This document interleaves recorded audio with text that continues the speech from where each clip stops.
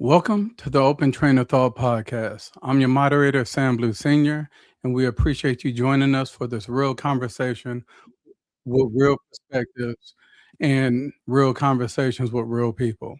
This podcast was created to encourage open dialogue about the issues impacting our communities, culture, education, politics, and future. We believe understanding starts with listening, even when opinions differ. So before we begin, don't forget to subscribe, follow, hit that thumbs up, and share this stream with others that you feel could benefit from this information. In tonight's episode, we'll be discussing serious relationships. So sit back, get comfortable, and get ready as we take a ride on the Open Train of Thought podcast. So let's get into it by welcoming our guest panelist, CJ Wade.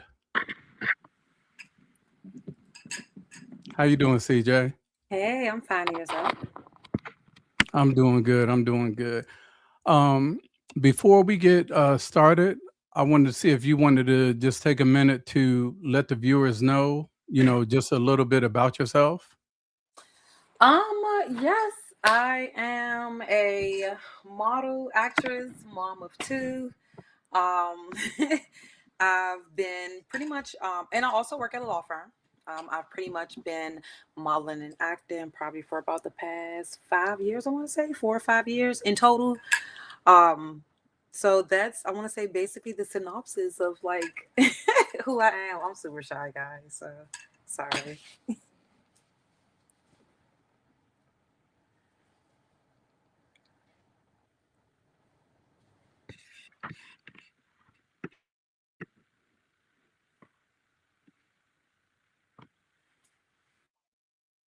This podcast is for informational and entertainment purposes only.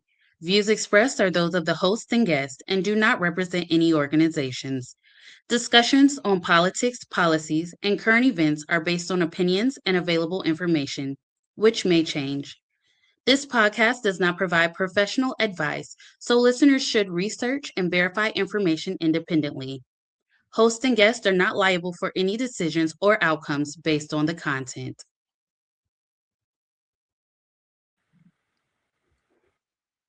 Okay. We had some sound issues earlier with mine. I was muted up, but basically, just thanking you again for joining us for this discussion. I want to also ask the viewers to feel free to comment. And as we dig into this, I want to start with just what is your definition of a serious relationship? Ooh, my definition of a serious relationship is two people that are truly invested in each other. Um, that you guys are taking each other serious. The time that you guys spent with each other, the intentions that you guys have with each other. That pretty much determines like the core of what a serious relationship is. So I think a lot of people tend to just occupy people's time or kind of float around and see what they want, but when your intentions are pure, when you're invested, when you know that you're spending something that you know you can't get back, i.e. time, like that, let me know how serious kind of where a relationship is at. So Okay. I kind of feel the same thing. I look at a lot of people now, especially the younger folks. There's a lot of casual dating, and the younger generation coming through now, they're not so much like the older generation, where the older generation would go all in on a relationship when they meet someone. But it seems like this younger generation tends to be cautious. They tend to build walls. They and there's flags for that, which we'll discuss later. But I just think the new generation definitely needs to hear some of the things that we share today, because it will open up their eyes and possibly kind of inform them on why some of their relationships, may not be going so well or going as planned. What do you think? no, I agree. I do understand the reason why. I just don't think that they value relationships how we do. I also think that to a certain extent, and I don't hope I'm not jumping too far, like social media have a huge part in that. Like, especially with Mhm. the younger generation. I myself, I'm 33. Um, So the younger generation, they're pretty, disconnected in a sense. So Yeah. I'm also aware that social media kind of raised them. Like they grew up in the era where it was strictly internet. So I think Mhm. that shaped their perspective on what relationships are, which in hindsight is also affecting how they're going about being, like casually dating or just, Yes. out there. It sucks, but they also don't, most of them don't have that example like at home. So even Yeah. if social media was out the equation, which does play a heavy part, um like is the example not even at home because everybody's not, don't want to be married, which is completely understanding, but it's a matter of knowing how to obtain healthy relationships. I think a lot of people kind of lose sight in what relationships are and versus what marriages are. So I think it's their ideology and their perspective of what a relationship or what a marriage is. So it's a lot of things. I don't know. Okay. So we're going to go ahead and get right into it. So let me ask you, what would you tell your 18-year-old self about relationships? Ooh, it's not always about you. Um, I've been with my husband since I was 16, y'all. So it almost 20 years. So we were together at an age where we like grew up with each other. Some to say 16 is super young to be in a relationship, which is completely understanding, but I started off young. I was also super selfish. I was aware that I was super selfish. So being able to acknowledge that and fixing that, it was a super hooray. Acknowledge how you feel. I think that's also another thing, especially if you have like people pleaser traits, of which I do really badly. I don't have the tendency of acknowledging how I feel in real time.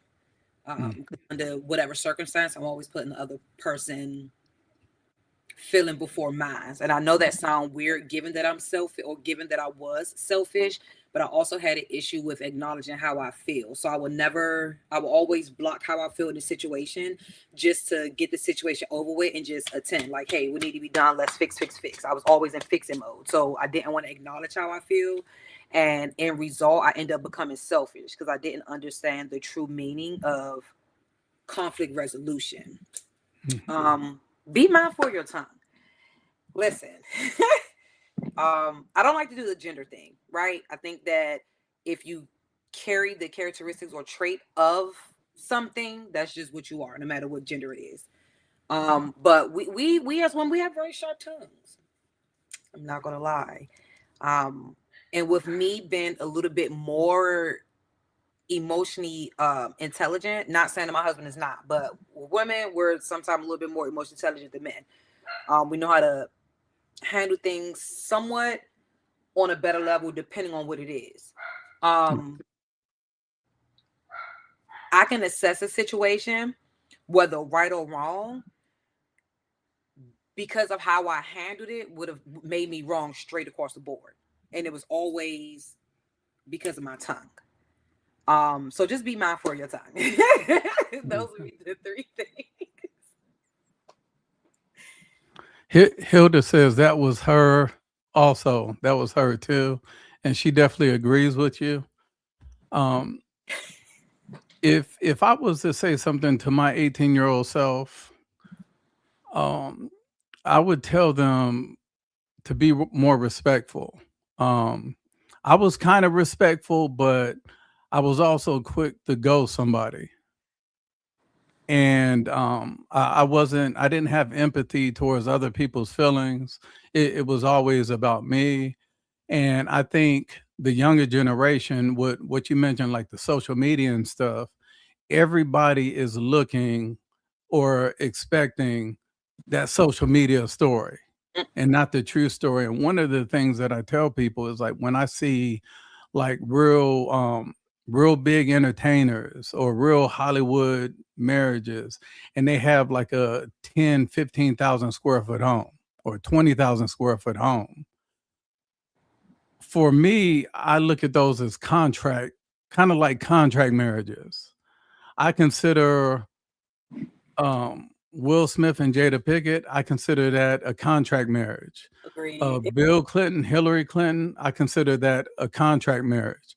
Even Jay-Z and Beyonce, me personally, I consider that a contract marriage because I remember watching an interview with Shaquille O'Neal, and he mentioned that 3 years prior to them actually filing for divorce, him and his wife lived on different parts of their home, and he was like, it's 60,000 square feet.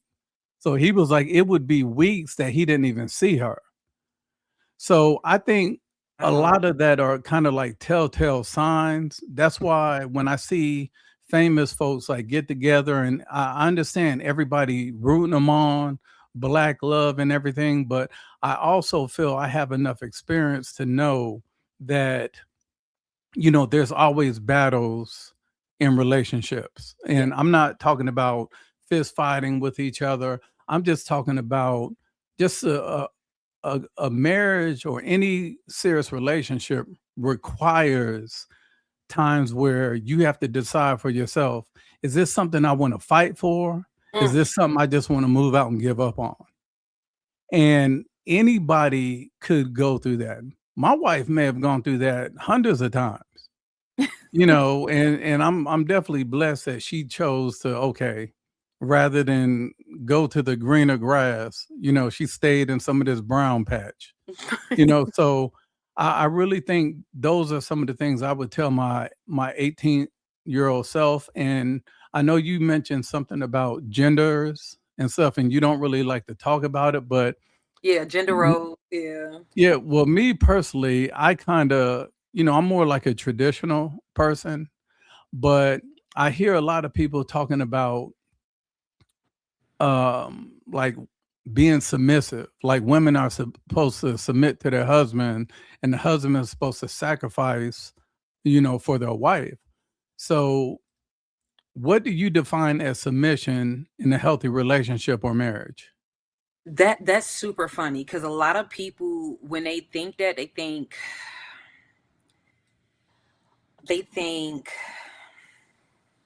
mm, I want to say like buck breaking. Is that the like right terminology? It's I when think people so. think submission, women don't like it because it's like they're surrendering their autonomy, right? It's like they at that point they lack the autonomy. I think people have a very misperception of what submission is. For me is when you both know how to be mindful and you both know how to cave into each other. For me it's not like happy wife happy life, it's happy house happy spouse. Because it's not just about me, right? I don't need to. What I would like to think of it is like play mind games to get you to do what I want. Like we need to be able to feed into each other, to pour into each other. We Mhm. need to be able to cave into each other and know when to put each other first. So for me, that's the definition. It does go hand in hand. So it's not something that just the wife does. It is something that husbands do as well. I just don't think a lot of men realize that. Men in healthy relationships, yes, because you guys understand what it takes to like kind of, you know, what is it? Push and give. You kind of give and give. Mhm. It's that seesaw, and we understand that. But I think people lack the understanding of what submission truly is. So it's like it's negative to the ear when people first hear like, "Oh, you need to submit to your husband." Ugh, like that's But anybody that been in a real healthy marriage or been in a real healthy relationship, we know what that is. Like it doesn't leave a bad taste in my mouth if they be like, "Hey, do you submit to your husband?" Absolutely, like absolutely, and Mhm. I know how vicious I can be. So yes, I do agree with you, Cindy. Yes, submission is required by both parties, so and it is called compromise, so I definitely agree with that. So Yeah. I would say for me, when people talk about submit, they're always referring to scripture. And it Ephesians does say that your, wives are supposed to be submissive and men are supposed to sacrifice just like Christ sacrificed for the church. So what I would say was, if I had as a man, if I had a choice to sacrifice or submit, I'm going to choose to submit because sacrifice actually means giving my life. And I think when I look at the word submit, I perceive it as respect. Like when I think about my wife, I think of her as my shield. I refer to her as my rib. So I also think that what does a rib do? It protects all the vital organs, my heart, my lungs. And when I'm away from her, it feels like sometimes I can't breathe. Yeah. Like I have this sense of anxiety. Yeah. And to me, I feel that because I feel she's submissive. And like I said, I just think submissive for me is being respectful, knowing she has my back. If we're out someplace and somebody starts talking about me, she's gonna shut it down. Yep. And and at the same time, that trade-off is I'm willing to sacrifice my life for her. So if somebody breaks into the house, it shoots first, ask questions. Like she understands that that's how it's going to go down. So whether that takes my life or not, that's something that I'm willing. That's the trade off for me to receive her submission. To me, it's an honor to receive submission from a woman. And I know there's a lot of feminists. Those feminists is like, oh, I don't need no man this, I don't need no man that. And the thing is like, one cannot survive without the other. We're yin and yang. And that's what social media is starting to teach, a lot of the young people that that's not the case. But that's what it is, from my perspective. No, I a million percent agree. And I do agree, Letitia, and I do apologize if I'm pronouncing your name incorrectly. He is. And I worked with Sam, doing podcasts before. I could just tell on how he speaks with even with certain topics. Like, yeah, he definitely is. Definitely have good characteristics and traits as my husband as well. So that's I see you not just talking. Okay. Yep. So I think we both, have different perspectives, but at the same time we align. And I think with talking about those things, how should couples handle disagreements without damaging the relationship?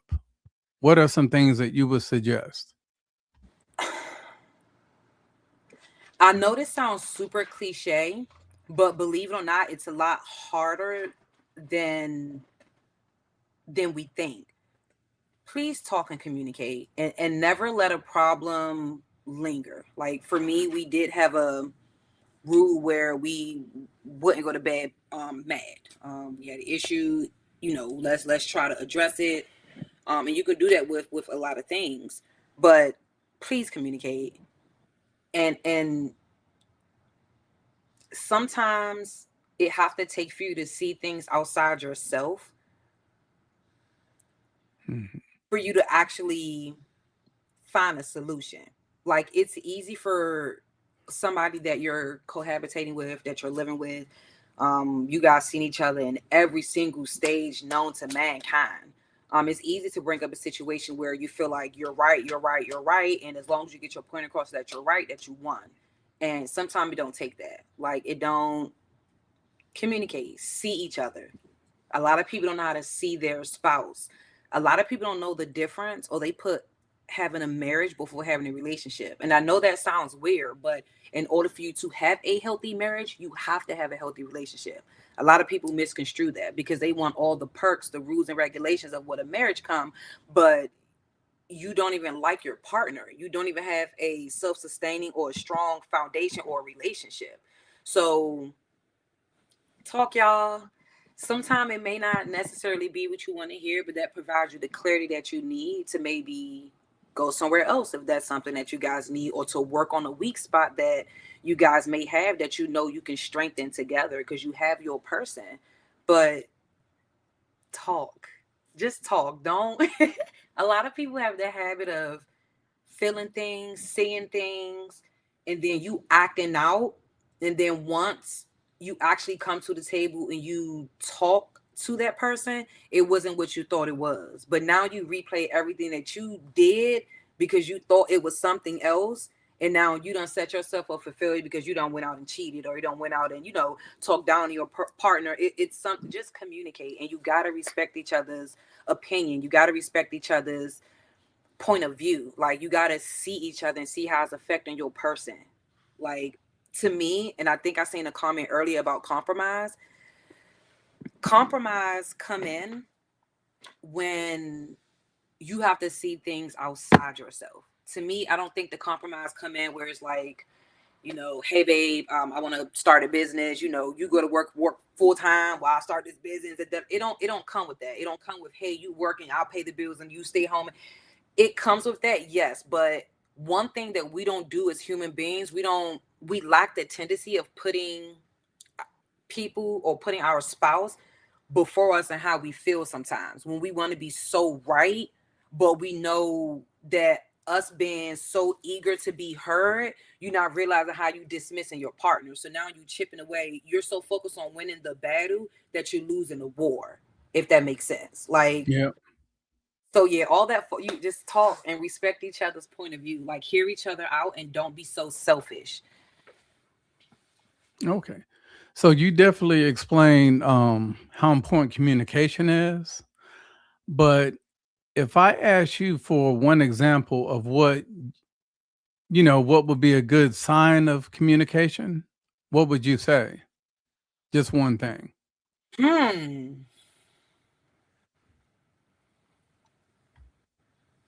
Just one thing will be being able to identify where you flawed at in a situation. Not where you were right or wrong, but being able to identify where you flawed, whereas you could have handled the situation better. It could have been something, but identifying where you may have contributed to the issue lets me know you have good communication. Whether it's Oh, that or just being able to properly identify the situation and know how to handle it, if that makes sense. Without it elaborating. does. Yeah, I think you're definitely on point with that. Um, what I look at a sign of healthy communication is when both people are contributing to that communication. If one person is communicating all day long, but the other person is in silence, that's not healthy communication. Yeah.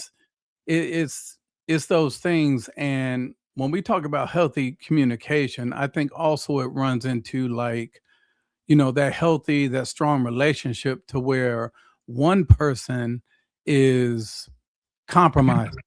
Like I'll give an example. When we first got married, I had a lot of furniture. She had a lot of furniture. And so we're brainstorming. We're like, what are we gonna do with all this furniture we have? What are we gonna do with certain things like bank accounts? What are we, like we start working that process out after I proposed. So she was basically like, you got to get rid of your sofa and stuff. And I'm like, that's a brand new sofa. I'm thinking in my head, like, it's brand new, like, it's only a couple months old. But that was my compromise. So when it came to the house, anything dealing with the decor and all that, I compromised and I let her handle that.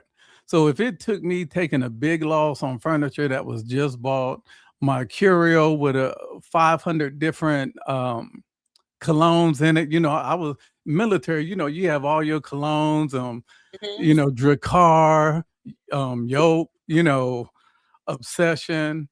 So that was my compromise. I had to cut down on the cologne. I had to cut down on a lot of things, but also she compromised a whole lot by not just putting up with my stubbornness to be resilient in fighting, giving up all that stuff, but she had to it was compromised with her relocating. Mm. Most people aren't relocating. Mm. So but that right there told me that was, and she may not know this, and because I've never told her this, but that was one of the biggest parts of submission that she showed me, you know, to just pick up, and it was one of those things that she's responding. It, Hi, Mrs. Blue. I was like, wait, who is that? it's just one of those things that I think good communication requires equal on both sides. If one person is doing everything as far as compromise and the other one's not, it's not going to be something that's going to be productive. Now, on the next thing, I just want to switch gears. Mhm. On the next thing, you're in entertainment, you're in media, you're in film, you're in a lot of things. So let me ask you one thing and then we'll go to the next. It's a two-part question. The Okay, first ready? question is, do you believe in boundaries? Absolutely. Okay. So in your career and your field of work, what are some boundaries you would advise a woman in your place, to do? What are some of the boundaries you would give them advice on? Mm.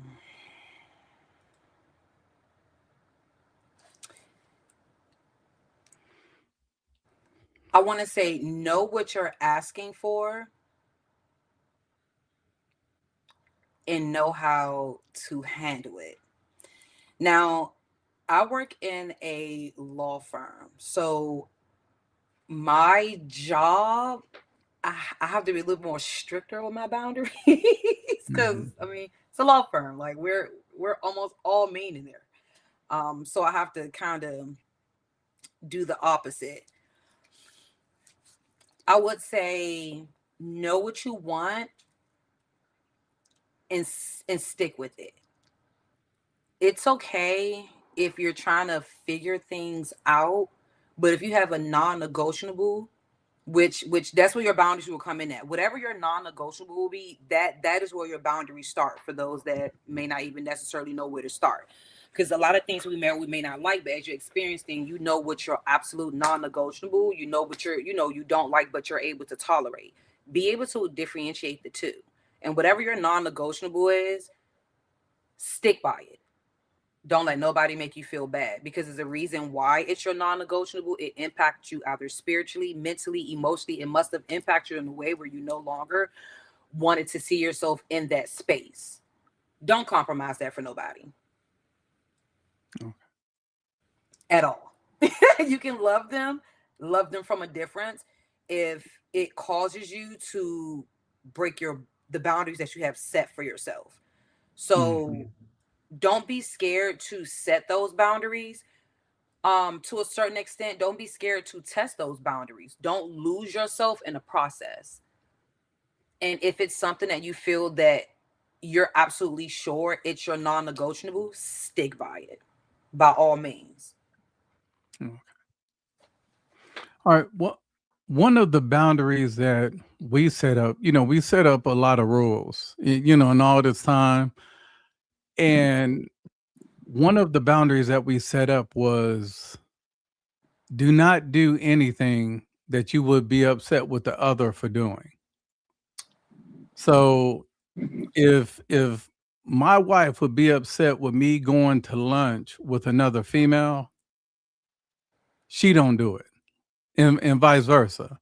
So anything, oh, it's just lunch or it's just for work or it's just like we can control the perception. We can control certain things like it may be innocent. Like I may choose, okay, I'm gonna go grab lunch with someone and with this female, and it's completely innocent, completely about work.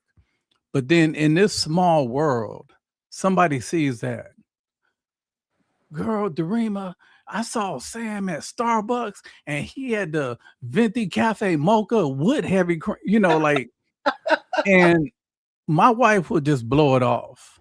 But when she blows it off, it still plants a seed. that seed is still in her mind.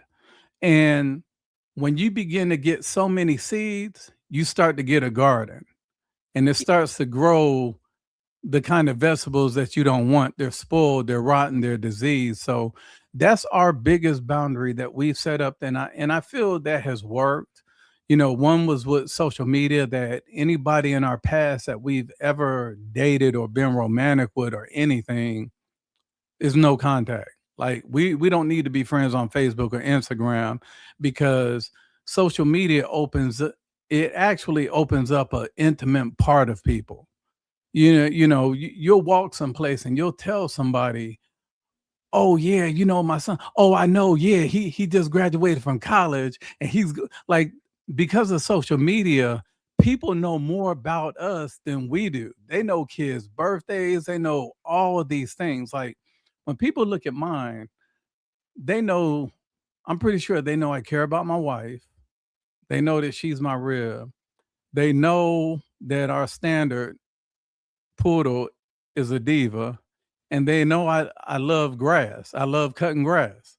I love the way the yard. Like, they're not going to be able to necessarily tell what our son is doing, because I want to keep his private. Like, when he does an accomplishment, I don't voice it out there, because I've always told him, manifest in silence. Yeah. Because when you manifest out loud, people are going to try to surround themselves. They're going to try to become friends Mm-hmm. just because of what you could possibly do. And I tell people, in that same sense, you have, for some people you're a friend, but for other people you're an opportunity. So when Yeah. we set up those things right there, I think that's very important, for people to, like, read the room. And when I say read the room, read your relationship. If your wife is quiet, you need to ask questions, because when your wife is quiet, her mind is working the motors. And I'm like, I'm gonna be nosy. What do what we thinking about today?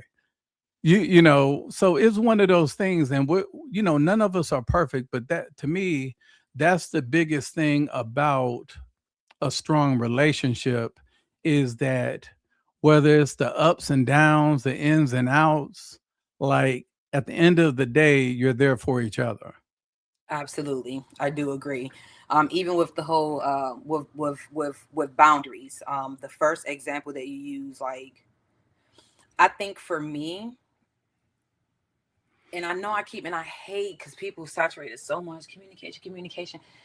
If you know you're with a colleague and it's something innocent, like, you, like, I don't know, you guys are all going out and somebody, because it okay, so it was a time where my whole job went out. My whole job went out. Not just Mhm. myself. It just so happened that when I stepped off and another colleague stepped off to the bar to grab a drink, we'll grab a drink, bump my money for them, because I had a mimosa, but to grab a drink, it was perceived that, oh yeah, she's on a date. The only thing that saved me from getting in trouble or having to explain myself is because I already told my husband I'm already going on to work. We already FaceTime prior to me going into the restaurant, and I already told him that the job is taking us out to lunch. Mhm. Um, so if you were to communicate that, I don't think that I would have a problem. I completely agree with the social media thing, which is why I don't. You can go on my social media and it's nothing but work. I don't put my personal anything on social media. It might be super rare and in between where you might see like a picture of like my kid, and it might go on the story, because I know that's something that kind of disappears in 24 hours, but it's strictly a tool. It's not for my personal life. It's not for people to know if I'm married. It's not, because I don't utilize it for nothing but a digital portfolio. Just as you mentioned, you have people that when they see that you're doing good, and because I understand that a lot of people may not necessarily have healthy relationships, so they kind of see mine as, oh, you guys been together, childhood sweethearts, Mhm. and I want what you guys have. Da da da. I'm keen on energy, so I can feel when people want good for you. I can feel when they don't. And when I was younger and I used to put everything on social media, everything went left, and that's because I didn't realize I was allowing everybody into my business. But when I stopped that and I just utilized it for what it's for, which is just strictly a work tool, it became better. So I definitely love the fact that y'all put that in place, far as the like, if you got exes, you do, because I completely agree. Like, I don't have that many because me and mine's been with each other for a long time, so I don't really have them big problems. But if that's something to make your spouse uncomfortable, stop doing it. And I know that it's hard because it could be something else that don't have nothing completely to do with you, but that's when you put how you feel to the side and you address how your partner feel. Because there's been plenty of times where I did things with pure intentions. I'm a super nice person, so I don't mind, speaking to people. I don't mind when I walk into a room. I speak to everybody as if I know everybody. For my husband, he don't really like that. He go in, he's super stoic. So he don't talk to nobody, which is fine. At first it caused a lot of issues because he's seen it like, oh, like, you're friendly. No, when I know how to go in, I know how to work a room. I know how to go in and shine. My personality shines. That's just kind of what it is. You're a super stoic person, so you can't expect for me to go in the room and push myself in a corner and not say anything. But it got to a point where I'm like, hey, if it's really affecting him, maybe I do need to stop. So I stopped. Like, that was the Mhm. compromise. Let me see it from his perspective. Because although I could defend myself from my perspective, like, hey, it's not that, it's something that's affecting him. So even though it's in my good nature and personality to be this bubbly person, let me step outside myself and now figure out and come to my partner's level and figure out what makes you uncomfortable. Like, let's try to reason this out. Sidebar, I do see a question. It says, y'all think it's healthy for couples to check their spouse's social media messages? At one point, I'm not gonna lie. So me and mine's been together for a very long time. I'm not quite sure how.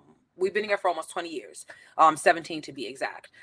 It was a long time where I did not have a problem with him going through my social media, phone. Listen, hey, have at it.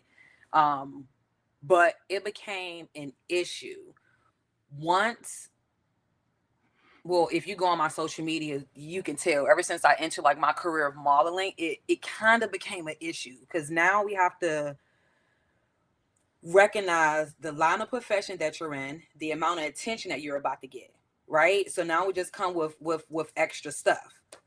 In the beginning, I absolutely had no problem, but then when it came down to like, this person like your stuff, this person liking your stuff, this person, I can't go in and block every person that I can't do it. Me having the stress of keeping up with that, it was causing too many issues.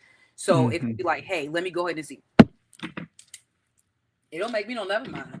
Mhm. But if we're in the midst of arguing, it's like, oh, let me, because now I know you searching. No matter, even if it's nothing there, you're gonna go in and you're gonna scroll through all 1,000 likes, 11,000 likes, and be like, why this person liking it? Why did I can't do that?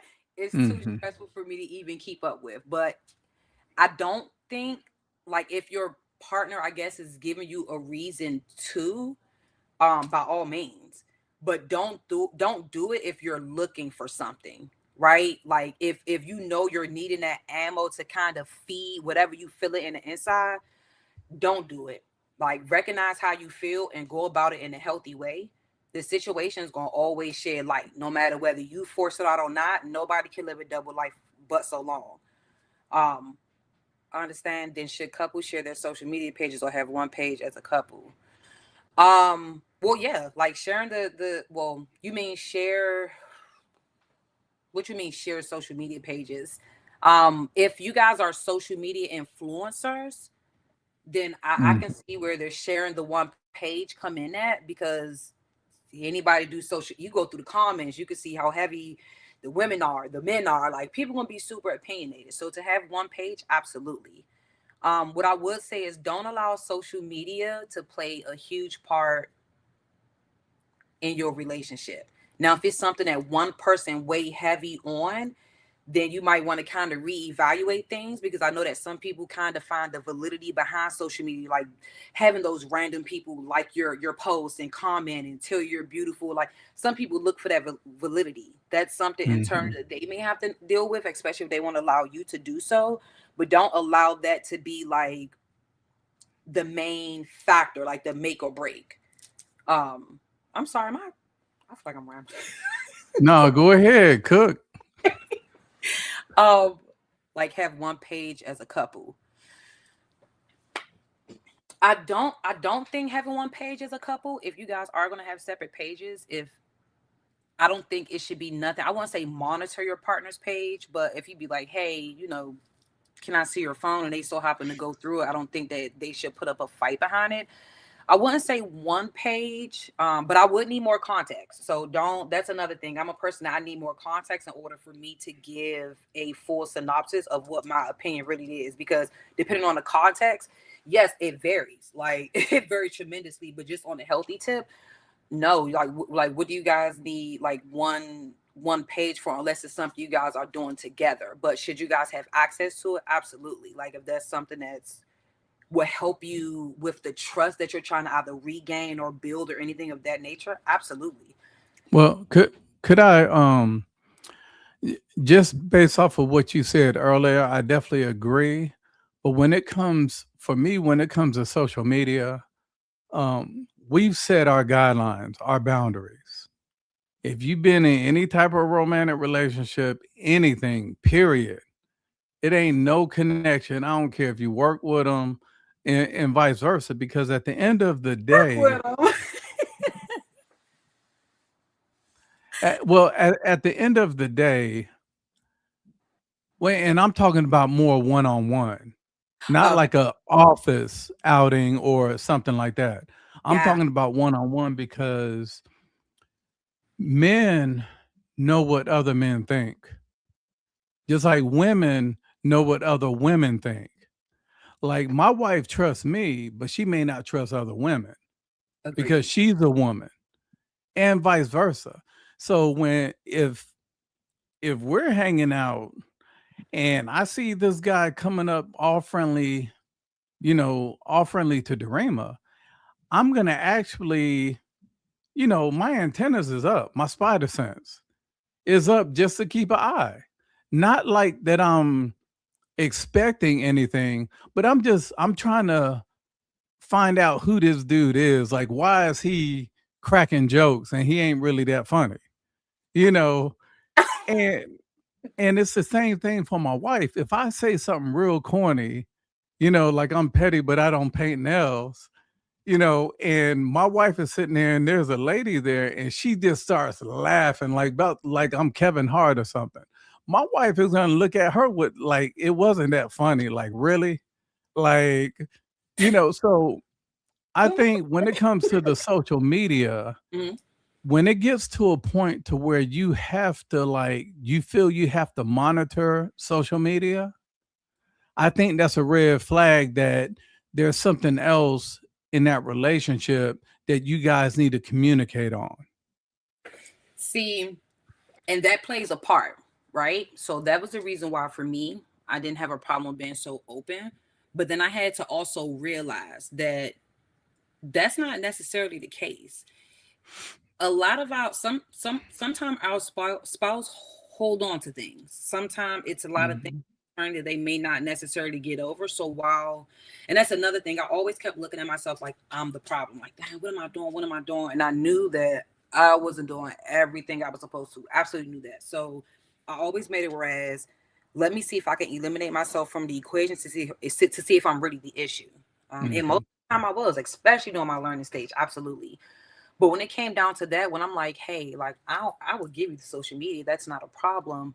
But it's funny how you only want to check it when you're mad or when we're starting an argument or something of that nature. It's Mhm. like need that ammo to keep going. It's like I'm not gonna feed into it. Now I do agree with you far as like, if it's an ex, you guys had any sexual, whatever, cease the relationship. Absolutely.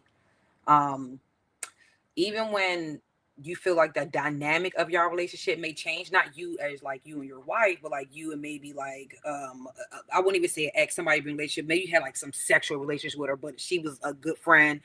You did that back 20 years ago. You end up running into her and, oh, can I share your social media? Da da da. For me, if you're in a healthy place, I'm not gonna say that. Well, I'm gonna say this first. I'm gonna give you the rope. I'm gonna give you the rope. And whatever you decide to do with that rope, whether it's you hanging it around your neck or you letting it free fall, that's on you. If you want to hang yourself, hang yourself. But to go to the extent of, like you say, monitoring your social media, I'm not doing all that. Like, that's, if I have to do all that, then, but I also have to realize, am I the problem in it? Because if I'm the problem, I'm not going to make it difficult for you to maneuver how you're maneuvering if I know that the issue is solely with me. Like, Mhm. I did have an issue at one point. Every single female that my husband smiled at, befriended, but it was never with them. Mhm. It was with me. And once I realized that, I stopped getting jealous when we'll go out somewhere, he'd hold the door open for me, and then he'd hold the door open for another woman that may be walking, either coming in or past, or whatever the case is. I see some women that really get mad about that. And I used to too. I'm gonna bust you upside your head because how dare you disrespect me? But it wasn't form of disrespect. This man, mama raised him to be a good man. What are you gonna do? Mhm. Slam the door on the lady because because I have a problem with him holding? Like, it doesn't make any sense. So for me, when you realize whether you're the problem or not, it does at ease a lot of things. I got rid of a very jealous trait. So I like to say I'm not jealous. I'm a very territorial person, but I'm not a jealous person, because what you can do, I can do, and probably can do better. So I love to give that, the kudos there, but I can't be jealous of something I know that I could obtain and probably can do better. So you do Yeah. have the women that, you tell a corny joke and she's sitting here cackling because you was Martin Lawrence, you is Richard Pryor, you are Eddie Murphy. And a long time ago, I used to get mad. I actually fought somebody over that. But now it take a lot. Maybe because I've been with mine for so long, but it take a different person to sit back and be like, "Oh, girl, he was funny. I know that my man. I know he was funny. I got. It just take a different place that you'll be in for you to hold that confidence that don't allow stuff like that to bother you. If that makes sense. It does. Now, let me ask you this, because you planted in talking, you planted a few seeds in my head. Okay. So let me ask you this: what role does trust play in a successful relationship, and how do you rebuild it once it's broken? Ooh, and I have been there where I've had it, broke it, rebuild it, shattered it, rebuild it again. Trust plays a lot. And with me being selfish, I did not realize how much of a role it played, because everything was from my perspective. And if you didn't get it, Mhm. you just simply didn't get it. I don't care how you feel. Um, how do you rebuild it? You have to start from scratch. And it sounds terrible, but you have to start from scratch. I've definitely put myself in positions where, like I say, I broke the trust. I definitely been put myself in positions where I broke trust with my husband, but surrendering my all, surrendering every aspect and every part of me, along with whatever broke the trust. So if it was access to the cell phone, access to whatever, you can have it. Because 9 times out of 10, with me breaking the trust, I broke the trust due to the lack of what we didn't have. So Mhm. prime example, my husband's super traditional guy. He's, he wants to work. He, I wouldn't say necessarily like a stay-at-home mom, but he wants a big family. He the one that wants to work. He has his traditional values. Me, not so much. Like, let me be your partner. If you work, I want to work too. Let me Mhm. help us. I understand you want to do and you're the man, but you have a partner, so you're not understanding. From his perspective, it's you're too independent. For me, Mhm. is I just want to help. So me not realizing that I was being rebellious. And again, we've been together since I was 16. He was 17. So listen, we had time to do this because we was kids. Um, I didn't respect it. I didn't understand it at that point in time. It's like, no, you're trying to control me, yada yada yada, and messed up. Um, so of course, when he asked or when he found out, whatever the case is, I had to surrender it all. Like, you could have, like, I'm telling you the reason why I'm doing it. I'm not saying it is an excuse. I'm gonna always point out what I did wrong. I'm not saying it's an excuse. What I'm saying is, if we can fix this, this will no longer be a problem. And if you don't want to fix it, and I'm aware that we're young and we may not be able to because we're too young, we need to weigh our odds and do what's going to be right for the both of us. It was a Yeah. struggle. It was a struggle, but you have to draw back to the question. My apology. You gotta surrender it all. You gotta show your partner that you're just as much in it as the next. And you kind of, and it's scary because you kind of have to leave it up to them on whether they're going to forgive you or not. Like, now luckily Miles was able to forgive me. Of course, he had stuff in the back of his head. There's other stuff I had to rectify, other stuff I had to prove. But I didn't have no problem because I knew where I felt at. Whether I had felt like I had reasons or not, which were super legit reasons, it doesn't matter. If I knew I had a better way of handling it, I should have taken that avenue. So it takes a lot, but it is super possible.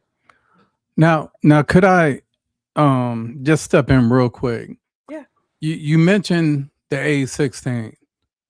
Yes. So you guys have been together, like literally growing into adulthood together. Yep. And so I'm not a type of person to make excuses or anything, but I have to kind of like give grace to the fact that we're all going to stumble in life. The goal is to stumble sooner than later and minimize that. So the thing is like, because you were a young woman, you didn't realize, we started off with, what would you tell your 18-year-old self?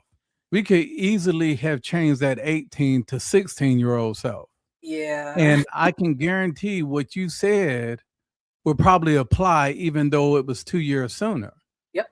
So I think that when we look at those things on like repairing, I think we have to look at like, when you said sacrifice, just opening, becoming an open book, sometimes we should have already been open prior. But there's so many things that we don't learn until later. And I think that's one of the things that anytime my wife has fallen, I was there to pick her up. I would think. Anytime I've fallen, she's done the same thing. Right. At any time we could have easily tapped out. But I think that's what solidify how much more special it is because again, you guys have grown into adulthood together.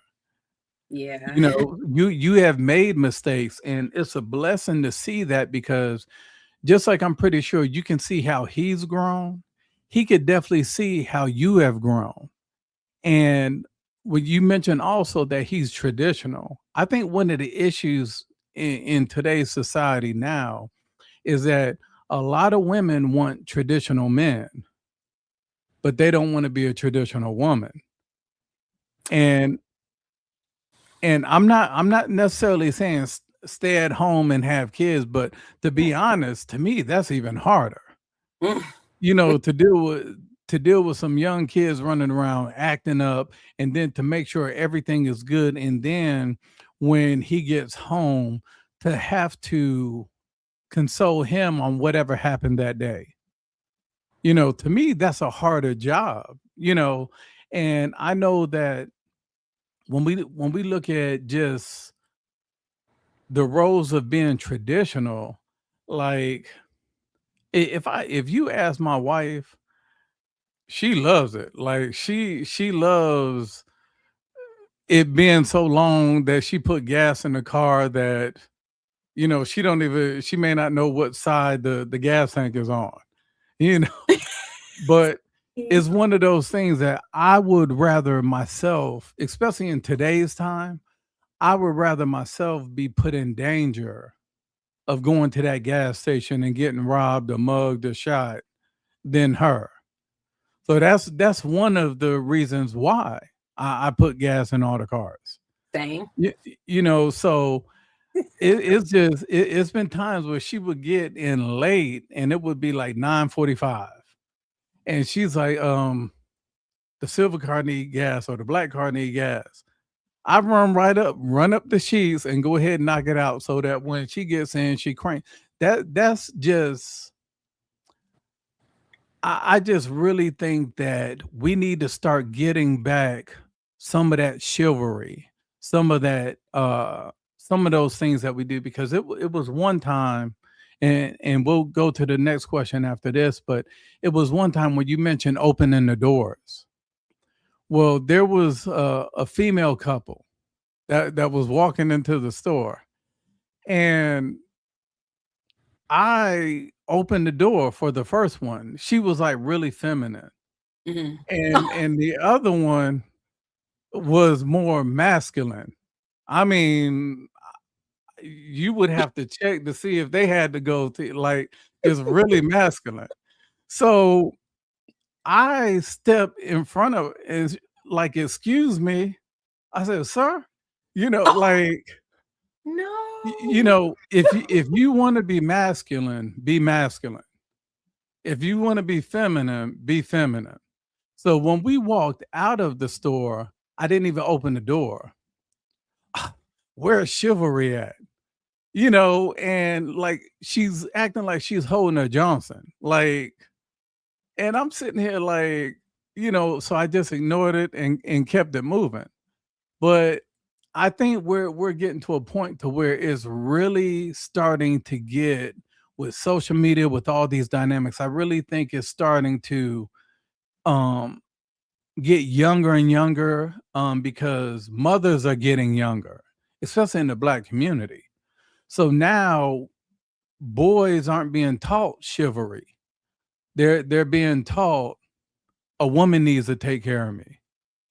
You know, it was one person I knew, we did AAU basketball, and it was one young man who uh had a piece of steak or something. And he was like, "Ugh." His mother came over there and started cutting it up for him. I said, "What are you doing?" I said, "He can cut his own steak," you know, but that's the thing right there is a lot of people don't understand that that's where the chivalry is going, is being taught, is being disappeared by the people who want it. If that makes sense. It does. And I'm not because I know you said we're gonna move on to the next question. A lot of and this applies to all races. It's because a lot of the boys are being raised by single mothers. So it's not necessarily what they're teaching them on purpose because they can like kids are going to pick up with whatever behavior their parent exhibit, especially their primary parent. The issue is the fact that they're seeing it from their mom. So you have guys that don't know how to necessarily handle things how what people would say men should handle things because they're so used to their mom, they don't know how to, I won't even say effectively argue, but effectively communicate because you're so used to your mom cursing out guys and F this guy and I'm gonna, do this to him and I'm gonna do that to him. Whereas the guys are doing the same thing when they're interacting with women. You're cursing them, you're being aggressive, you're doing harmful things to them. So you're absolutely correct. With them being raised by single parents, it's the same thing if like a daughter is being raised by her dad. Like you may struggle with a man kind of being a man because you're so dominant because your dad raised you. That's because your dad raised you to be a strong woman, but it can be misconstrued. So yeah, like that plays a huge part, not having a healthy two-parent household. Yeah, and I also tell people like it's important to have a positive male figure. If you're raising a son, there's certain things I can't teach to a young woman or a young girl growing into a woman, and I think that's vice versa. When I look at Kevin Durant when he received his first MVP, he told his mom, "You're the real MVP," and I understand the struggle that they went through. But at the same time, his mother made sure that there was positive men in Kevin Durant's life, to help mold that because, you know, I think because mothers are starting to get so much younger, they're going away from I'm a mother to I want to be a friend. I wanted to be the best friend. And then when you do this with this young boy and they continue to grow up and you're bathing, you're protecting them, you're shielding them from all this stuff and they're not learning and they're picking up all this info like if they hear you gossip all the time, that young boy is going to begin to use that gossip vernacular. He's going to use your mannerisms. He's going to if you're gossiping and talking about people, it's going to kids are like sponges. They're supposed to emulate the adults. So I think that when this young man goes off, he's 18 and he's out in the world and he meets a young lady and the young lady is coming back to the mother saying, he's just not respectful. I have to do everything. Like I'm out at work all day and he just sitting at home. And the mother should be, you know, you raise, you raise that monster. He learned everything, from what you allowed him to do. That's how I look at it. And I say that to even adults. I said this to somebody the other day. I saw somebody do something and I felt was disrespectful. And I said, hey, you creating that beast. So when that beast I told him, I said, when that beast hit back, you're the one who built it. You allowed all this stuff. So that's how I kind of like look at that right there. Like you and your husband, you know how he is because y'all have time together. My wife knows how I am. Like the other day, we came back from Charlotte and it was like a reset. The first thing I want to do is get out in the yard and cut grass. And I said, babe, you gonna let me cut some grass? And she's like, well, it's raining. I said, well, my lawnmower can cut in the rain. So she allowed me to do that. So I'm out there, cutting grass. And when I came in, I said, I want to thank you for allowing me to do that because I know you just want to sit down and relax together, but it's my peace to be cutting I like to walk barefoot in the yard, to lay out there and lounge. So she's putting out aloud. Don't get in trouble. But it is one of those things that I just think that, and I know we got off, but I think it all goes into like the trust. And one of the questions was, what role does trust play in a successful relationship? And how do you, we talked about how we go about rebuilding it, but how do we reinforce it?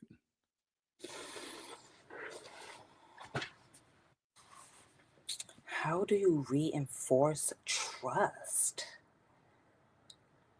It's several ways that you can reinforce trust.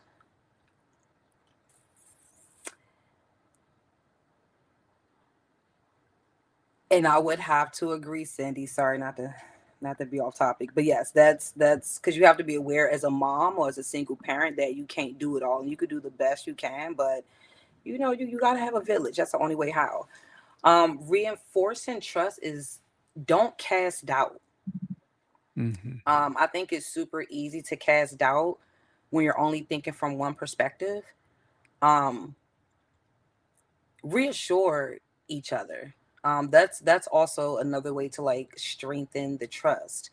Because if it's broken 9 times out of 10, whether it's both you guys or one of you guys, your mind is racing. So like that reassurance, or without that reassurance, you're allowing your mind to create these scenarios and your feelings to play off of things, and that can be super detrimental. What other way?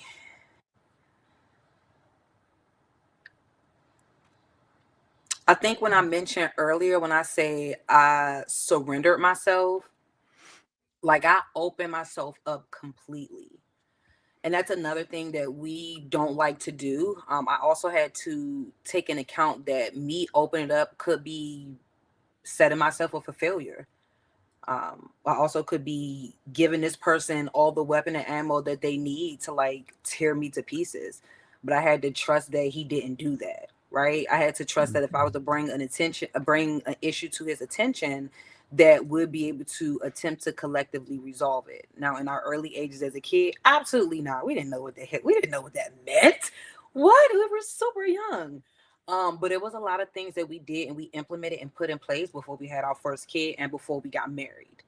Um, but those were it. Like I had to boon over, as the old people would say, and I had to expose myself and really let him know what my like issues were.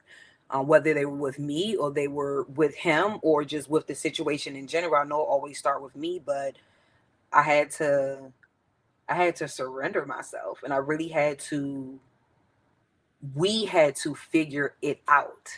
So that really reinforces the trust. Also, we're originally from DC. So when we moved after graduating high school. He's a year older than me. So he left a year prior to, came back, and then we both left when I graduated high school. So also not having anyone around, no family, no one in our business. It's just literally us two every day in, day out. It's no picking up the phone and calling family. It's no going to see family. We're in North Carolina. Everybody's in DC. Like it's, that also reinforced a lot of trust, having to work things out or forcibly like we had to fix it. We couldn't call mom and then mom get in the midst. It wasn't no none of that. Like it's me and you. And if me and you can't figure it out, then me and you gonna have to figure it out. So yeah. Sounds like a lot of growth. So let me ask you this. So how do you balance individuality while still growing together as a couple? Oh my gosh. It was super hard because, like I mentioned, he's stoic. When he's around people that he's comfortable with, that he like, it's a whole different ball game. But he's a naturally stoic person, and I'm super bubbly. And both of our personalities will often get misconstrued for certain behaviors. Um, Understanding your partner and knowing that you don't like their partner don't carry any malicious intent helped. Um, how his exes, like when they were friendly, their friendly led off to something different. But he seen my friendly. Yes, it triggered him from his past, but I also had to open up his eyes and to show him that everybody's not the same. Once he got around my parent, like my family, and once he actually seen me for me, it helped. Like he knew it was like, oh yeah, she's just not trying to, be funny.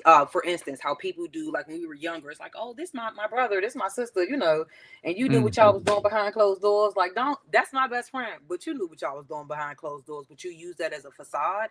That was like an absolute no-no for him. He could not stand that. So I do have a male best friend. Me and my best friend been best friends since junior high school. So we've been best friends for over 20 years. Okay, hold on. I gotta make sure because we got to talk about that. Okay, we can stick a pin in it. Okay. Yeah, go ahead with your thought, and then I'm gonna come right back with it. Okay, he wasn't too fond of the male best friend, and that's because as he mentioned, like his ex is, oh, this is my best friend, but then when he found out that they was doing stuff together, it wasn't really a best friend. With him, I'm like, yeah, this has never been that. He's been around funny. My grandma fed him. His mom and my mom know each other. Like it's here. Like we never shared a kiss. Like it's never been that. So.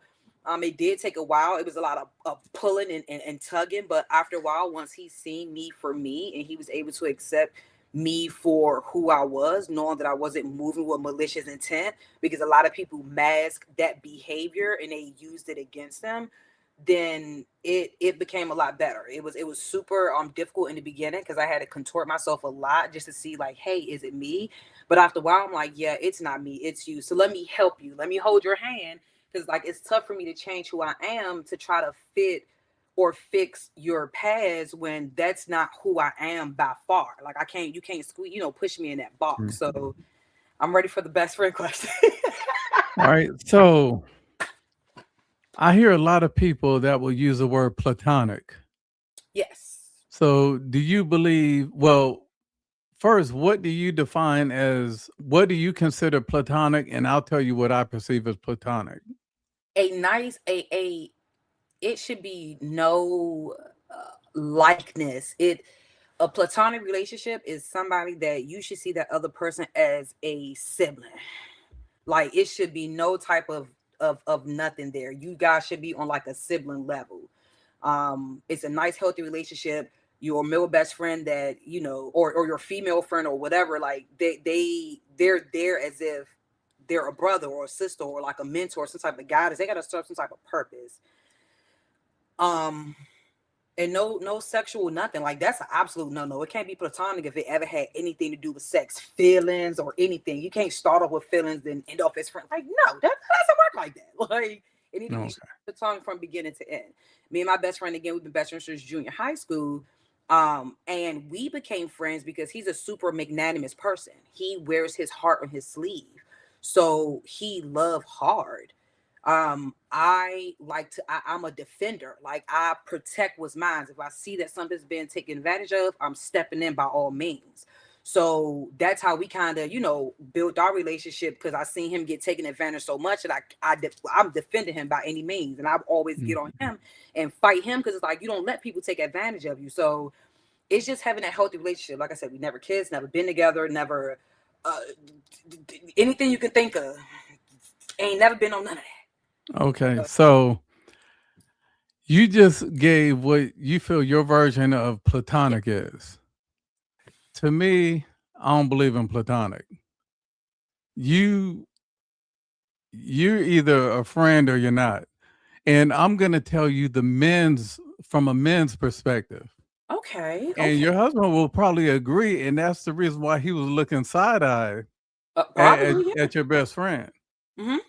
For men, platonic means just stand by. So when this woman, when you're best friends, you're talking all the time. You're communicating, you're sharing like ups and downs and all those things. That's called intimacy. Anytime you're spending time in conversation about life, about feelings, about ups and downs, that's intimacy. So the way men look at it is they just standing by. There's going to be one day where CJ come knocking on the door and going to be like, oh, he just so disrespectful. Girl, give me a hug. You just need a hug, and you're going to be on the couch crying.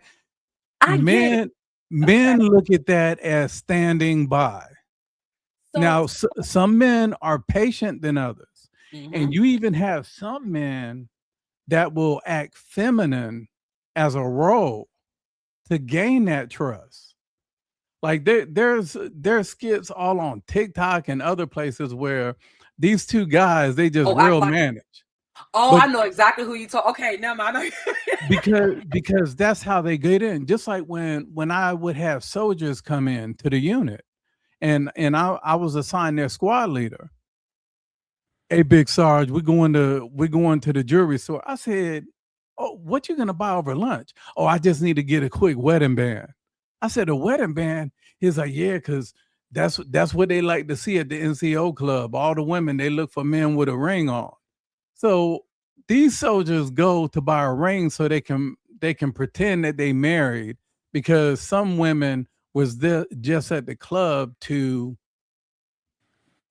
have one night stands or hang out, or like they didn't want a relationship. So they're looking for rings. So what I'm telling you from a men's perspective, platonic for a man means that they just standing by. So when you say there should be two questions that come from your husband. The first question, is he gay? And if you say yes, he's gonna be, how long? But if you can't answer those two, your husband is gonna be thinking in his head, this cat just standing by. That's how men think. And I completely understand, which is why in the beginning when he brought it to my attention, I completely understood and I respect that. Now, the thing that I could not do, I could not cut my best friend off. Now, I completely understand what you're talking about. To me, I don't call them platonic relationships. Like if I know that you have some type of likeness, like I'm not gonna call you a friend, cause I know what it is. Another thing that I don't do, because I don't even do it when I have issues within my marriage, I don't even call my family. I'm not gonna pick up the phone and I'm not gonna call another guy to let them know that my man is messing up. I would never speak with a guy that I know have a likeness to me and tell him anything about my. We can be in here, can be throwing blows. You will never know, and it's not your business. So I think a lot of people do mess up when you do that. I do get what you mean by the intimacy part, but I think because I also have boundaries and standards within myself that I won't allow to take place for that to even, at least within my control, happen. If it does, it's not because I contribute towards it. I'm going to try to eliminate myself as much as possible from it, like as a factor, to see if it was really me. Now, if it's because like, damn, I was opening up the door, talking to him about what we had going on, and I was doing this and I was doing that, I can get it. And it's my fault at the end of the day. But yeah, because he's gonna be like, yep, just a matter of time. Be exactly. patient. I'm gonna be He's gonna be patient. back to- And I mean, that's like, I think that goes to like what you mentioned earlier about communication. Like me, if me and my wife ever gone through some things, I never speak to my family directly. Nope. The reason why I don't is because every time that they see her, people remember the bad, not the good. And it's always going to be in their mind. So, I tell folks, like, if you need to talk to somebody, get a counselor that don't have nothing to do with anybody in your circle or anything. And like, this is a transparent moment right here. I got a counselor and walked in the office and I was like, that's a comfortable sofa right there. I say, are people able to lay down on it? And he was like, oh yeah. I said, well, I just need an hour to vent and then I'll see you in like 3 months. So like that. I kicked my shoes off and I got on that dang on sofa and I just let it out. I like that. I let it out because we have a lot of friends in the same circle. So I can't talk to them because our friends interact so much. So that's the reason why if I just got a vent, I go out and vent. But at the same time, we have to understand that I'm just not venting to somebody else. I need to also, if I have any concerns, I need to share it, not let it build up, but share it as it happens.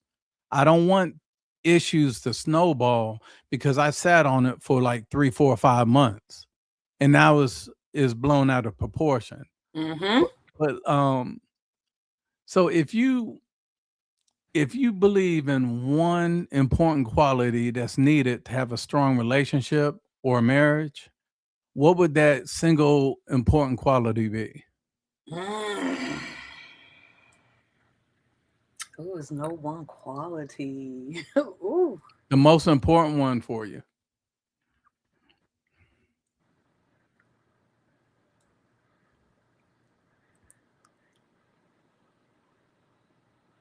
Ooh. What would be your important one? You got to circle back because I can't just. Okay. So I'll give a real world example. Okay. Understanding that my wife is a female and I'm a male.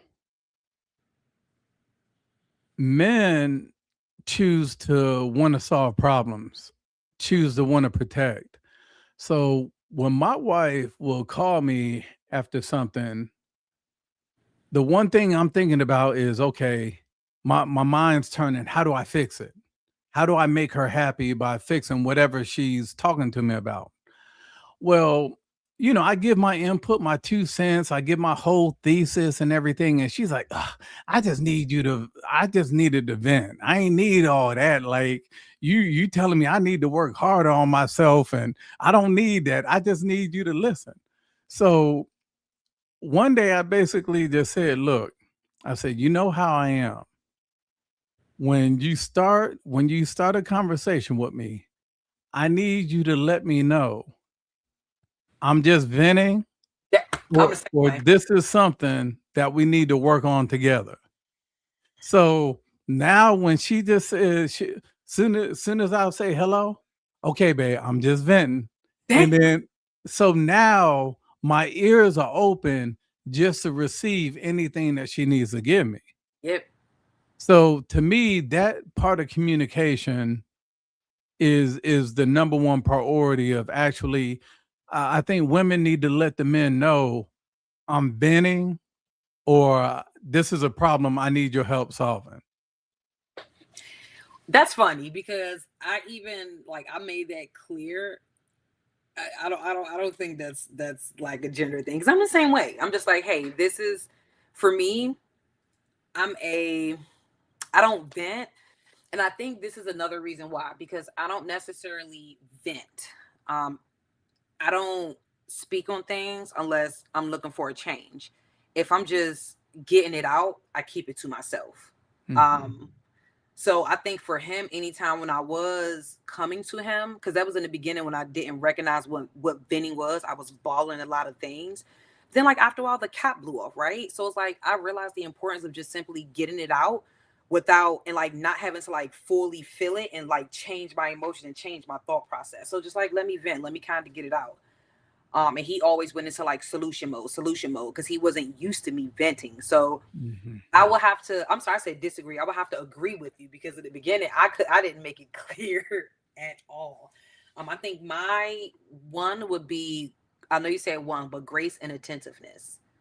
I don't think that we give each other grace in relationships, um, because we expect one common sense to be common, and two, we expect for people to understand the rules and regulations and foundation of a marriage without setting the rules and regulations and foundations of a marriage. Because you have to understand everything don't work for everybody. So knowing what works specifically for you in your relationship is very important to find. So that grace and that attentiveness for me is like super key and super important. And knowing what works for you guys, not what works for other people. Okay. That sounds good. And I think a lot of people got some good information this evening. I hope so. And I definitely want to thank you, but um outside of asking people just to subscribe and follow the station, could you please tell them where they can follow you at on your social media? Yes. Well, I really don't be on Facebook like that, but you guys can definitely check me out on Facebook at CJ Wade or CJ Glover. On Instagram, you see the tag right here. It's at the CJ Project _. And then I have my booking links, my TikTok link, and everything else there as well. But I primarily work off of Instagram. So if you want to see more of me, my expansion, then just visit me on Instagram right here. Okay, and I do know you have something after dark. So I just want to bring up that, and if you take about 30 seconds just to explain it for everybody. Absolutely. So I did get casted at a show in New York called After Dark Live Art Show Neon Night. So it's a combination of a fashion show, body art, performance, and a whole immersive experience. It is June 20th. The doors do open at 7:30, but the show is from 9 to 12. Now it is adults only, so you got to leave the kiddies at home, guys. But just come out. It's super dope. It's going to be super intense. And it's definitely going to be something different that I've done prior to. So come check me out there in New York, June 20th. Okay. And there's one more thing. Love Lounge. Can you you want me to show a preview first? Yeah. Shout out to you, Dave and Ken. All right, here we go.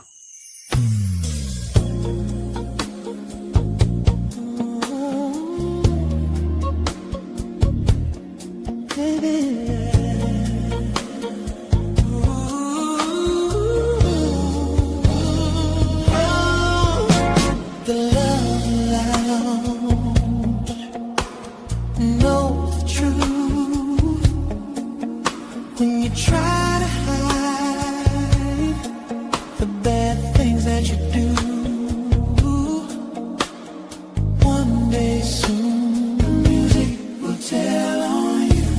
It sees, it hears, it knows what you do.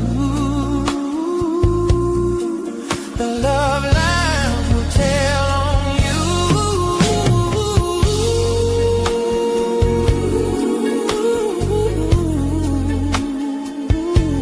The music knows your truth.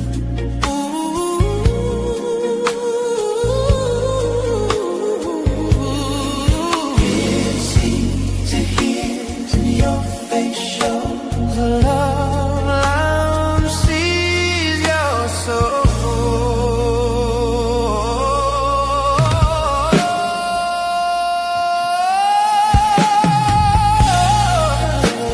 The music knows your truth. Music.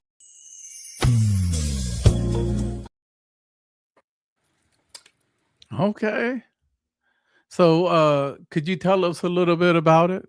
Now, I'm super excited with this project because it's different from any other project that I've done. It is a vertical film, and if anybody know, vertical films are definitely in. So each clip is anywhere between 2 to 3 minutes. It is a supernatural, psychological thriller. Super dope because I actually love watching them like type of genre shows and movies on TV. So it's gonna be something new. It's basically if you heard it in the song, it's where the lounge knows your soul. So it knows your dirt, it knows what you got going on, and it's up to you to determine if you're gonna, go left or go right with it, which is so funny because it does tie into what we talked about today as far as marriages. So I can't really go too much in detail. I'm sorry, I did sign an NDA, but listen, guys, stay tuned. We'll definitely be recording this pretty soon. So I'll be promoting it a lot more the closer it gets to the actual release. But I'm ready. It's I want to say so far we have about 6 episodes. So Okay. I'm excited. Sounds good. Definitely keep me posted. And I just want to thank everybody again for just following the podcast, taking part, everybody, all the comments. We definitely appreciate everything. And also feel free after, to feel free to just comment if you do have questions. And I'll try to respond to everything. And also we look forward, hopefully, for CJ to be back again as a guest. And, we just want to address issues in our community. Um, and, we're going to move forward. So everybody enjoy your week. Have a great weekend. And we will talk to you soon. Bye, guys. All right.